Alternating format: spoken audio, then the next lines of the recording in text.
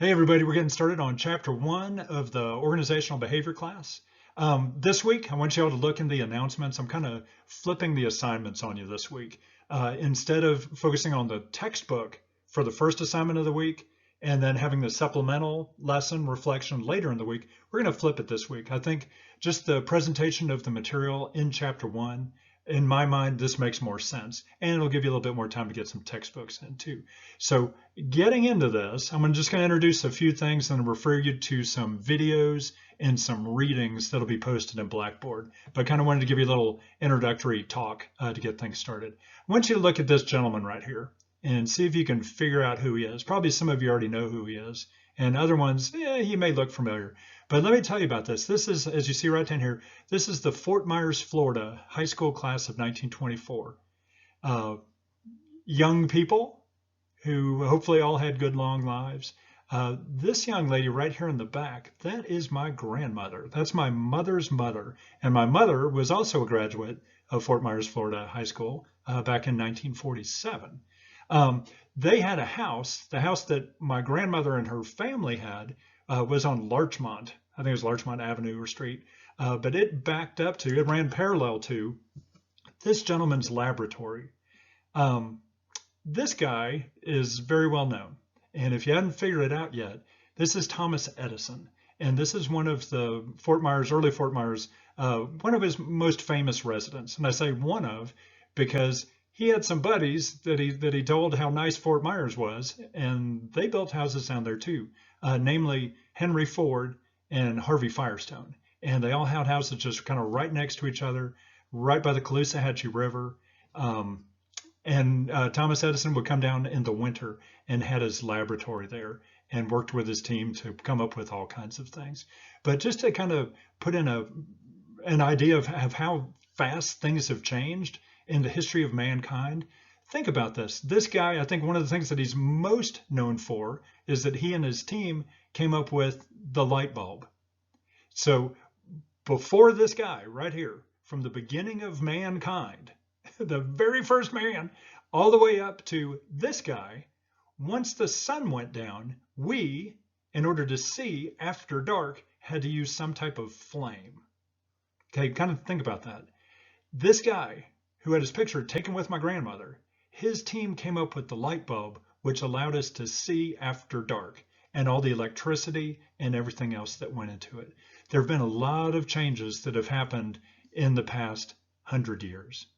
All right, and along with those changes, through the Industrial Revolution, drawing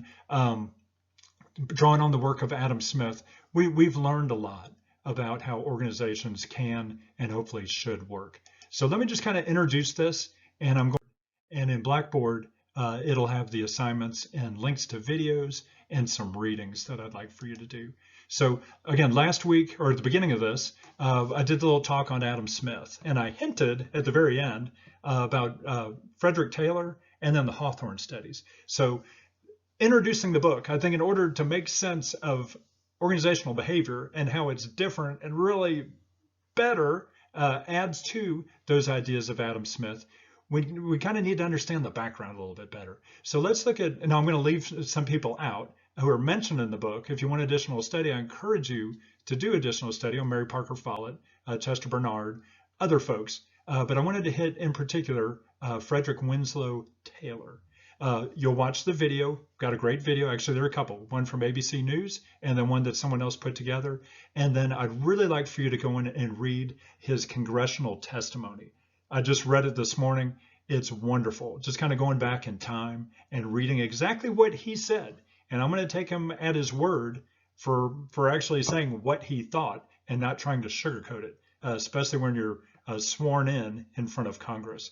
So picturing his time, based on those ideas of Adam Smith, division of labor, we saw those humongous gains in productivity by dividing up labor instead of everybody doing it by themselves. So from the late 1700s, and now we're into the 1900s, late 1800s and into the 1900s, Frederick Taylor, the thinking of organizations back then was this kind of separation of management and workers.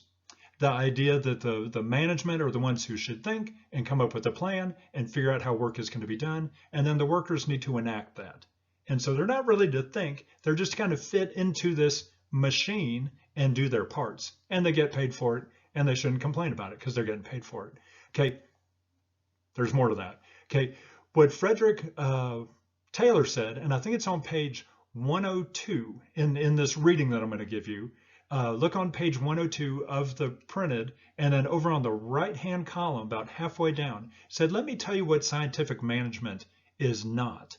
And then from what it is not, then let me tell you what it is. And he describes it as a mental revolution, that we have to change the way we think, particularly over how we divide the surplus revenue. I wrote surplus profit, but it should be surplus revenue. How we divide the surplus revenue.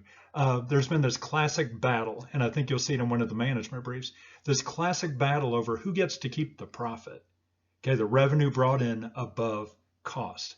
And the owner's argument is, well, we set this organization up, we took the risk, we put it all in place, we have paid you your wage, we get the profit. The worker's argument is, if it weren't for us, you would just have empty buildings and unused equipment. If it weren't for us, there would be no revenue or profit to begin with. And so this classic battle over who is entitled to the profit, the excess revenue. What Fred Taylor says is that if we come up with a better way of doing things, find the most efficient way to do stuff. Efficiency is that ratio of inputs to outputs. If we can make our work more efficient and better, we can then produce more. And when we produce more, we can sell more, we can have more revenue. And if you think about your relationship between fixed cost and variable cost, if we're producing more of these things, but our fixed costs are kind of staying the same, then we're going to see that the profit is going to increase. So he says if we pull together in the same direction, the workers and the owners, instead of pulling against each other, if we both work together, we can produce more profit than we can produce more profit, way more profit than what we used to be able to fight over. So if you do your kind of an analysis of revenue and fixed cost and variable cost, and then your profits here, if we would work together, we could then produce way more profit. And so that which we used to fight over in total, we can now maybe have all of that ourselves plus more. So if we work together, okay, in a more efficient way and change the way that we don't want people to work slowly, kind of that soldiering idea, but if we could speed them up, maybe paying them per piece and aligning the interest of the workers and the owners, that we're all going to benefit from this together.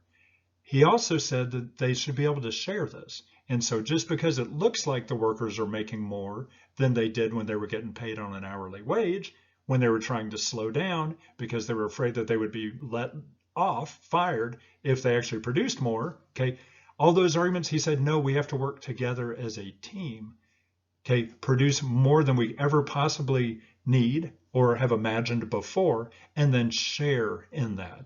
Now, unfortunately, I think what most of us realize is that the sharing didn't really happen to the extent that probably could have and should have. So I encourage you, read through. I read the whole first section. There are actually 2 sections. I read the first section this morning. Fascinating reading, but particularly from about that middle of page 102 through 104, where he really kind of outlines what it's all about. And he'll talk about the surplus revenue as well. So that is Fred Taylor. Again, a couple videos and then that reading of from the congressional testimony. Take a look at that, and I'll ask you some reflection questions on that.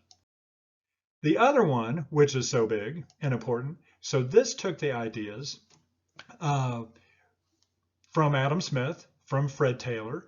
They set up the illumination studies originally with the light bulbs. And if you think about this machine metaphor that they kind of use to understand organizations, it makes sense. What's the optimal speed at which you can rev an engine that brings about performance? When you on a stereo, how loud can I turn it up before it starts to distort? This idea, if you have this relationship between illumination, light in the building, and performance, if it's pitch black, you won't be able to see anything, and so performance is not going to be that great.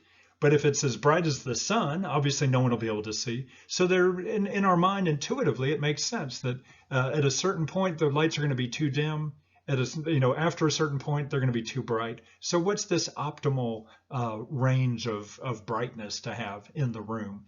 So they did the illumination studies first, and they were confused. The results came out that kind of confounded what they were interested in examining. And so they said we need to follow up on it. And so those are the relay assembly room studies. Now I've also provided actually one video, but that one video it looks like 1974. And talking about my grandmother, they look like my grandparents back in 1974. And actually, some of them are probably about the same age as my grandmother in that picture earlier. But it was kind of a reunion, probably almost 50 years, 40 to 50 years later. After those studies, we got those people back together and took a video of kind of them getting back together. But then inside of it, there's a little documentary as well that kind of tells. So I encourage you to take a watch of that. And then also I've provided a link over to the Harvard website where it has pictures and results and stories from the actual studies themselves, which are not that long ago in my grandparents' age. So with this one, what they did is they did the illumination studies, then they pulled the folks out into the relay assembly room. They watched them for 5 years. They altered the time and the conditions of work, primarily time and breaks, and allowed them to talk and interact. They asked the people, before they changed these experimental conditions, they asked the people that were in these experiments, what do you think about this? Would this be okay? And gave them time to talk and discuss. Again, machine parts don't get asked by the engineers if that's okay. Things were starting to change. They started to involve the employees in the decisions and brought about different feelings inside of them. So wonderful. I was going to get it from my office, but I just kind of wrote it out. I've got a study kind of on the conclusion of this. And they said the only apparent uniformity across these 5 years of studies where they manipulated when you stop, when you start, your break times, all these different experimental conditions. They said the only apparent uniformity across these 5 years of studies was that performance increased in each successive experimental condition. And even at the end, when they went back to the original hours and conditions of one of the first experiments, they said it really wasn't the same. A lot had happened between there. So even though they're working the same hours in a much later condition compared to an earlier condition, it was an entirely different workplace. Okay, so with that, and you'll hear when you study and watch these things on the Hawthorne studies or the Western Electric studies, they talk about attitudes, and they started becoming aware that people have attitudes. Those who did leadership, we know that attitudes, there are 3 dimensions: affective, behavioral, cognitive, A, B, C. Affective is the emotions, cognitive is the thinking, and then the behavioral is the do. It's the think, feel, and do. So your attitude about something, an evaluative belief about something in particular. So you have attitudes about all different things, but you can have attitudes about work. You can have attitudes about your coworkers. You can have attitudes about your supervisors. You can have attitudes about your pay. And we'll play with those more later in a couple weeks. So attitudes. So what you think and feel about something is then going to reflect back in what you do. And in particular, in relation to management and work, what you think and feel about your work and the people you're working with and where you're working, that's going to reflect in what you do. And do is going to be related to performance. So very interesting. So Hawthorne studies, they kind of went in with, I think, kind of this machine metaphor. Let's figure out the optimal brightness. And then it got messed up because people were reacting not based on the brightness, but because they based on expectations, what they thought the expectations were. And so they pulled that out and they studied these people for 5 years and came up with these conclusions. Now, if you go back and look, it wasn't too long ago where some people came forward and kind of questioned the methodology of the Hawthorne studies, but I don't think it matters. What happened was we came to the conclusion, yes, that people are people, and if you treat them well with respect, make them feel involved and appreciated, and some say in their work, that you can get results that are far superior to simply dividing up the work and giving them boring, dull, monotonous work. So the Hawthorne studies really gave birth to what we call the human relations field, which then became organizational behavior. So back in the 40s, when we realized that, hey, we needed to pay attention to people, what happened was the management people, who had always really just been kind of Adam Smith economics and organization theory people, they all of a sudden said, hey, we need to understand people. And so they ran around what I see as kind of college campuses. They ran around college campuses trying to find things, concepts, theories that would be useful to study people within organizations. So they ended up in psychology. They ended up in sociology. They maybe ended up in anthropology. They ended up over in the science areas, just kind of scouring the campuses to find ideas that could be used over in the management and business area to help us understand organizations as social systems, as made up of people and the feelings and personalities, but then you put them together in groups and other things happen, and then you put them together in organizations, other things happen, and then they exist within a bigger environment. So really the field of org behavior, this human relations era, kind of began back in the 40s, and then really kind of took off and grew and developed, kind of developing through the 50s and 60s. And then we've just had a lot of wonderful, interesting ideas and research done since then. Also, before leaving this, let's talk about theory real quick. So a theory is just simply an explanation for how things work, but grounded in the empirical method. So as we go through, as you read through chapter 1, and it talks about theory-based investigations and ways that we improve behavior and understanding, it's based in research. And so all those ideas of validity, and how do we test this and come up with this and set hypotheses and collect data that's good data, and we analyze it properly, and then we make sense of it and come up with some kind of conclusions, and then let others do that too. That's the theory, an explanation for how things work, grounded in the empirical or scientific method. Okay, so with all that, that's my little introduction, and I'm going to refer you back to the assignment and watch those videos that I've put. They're just links over from YouTube.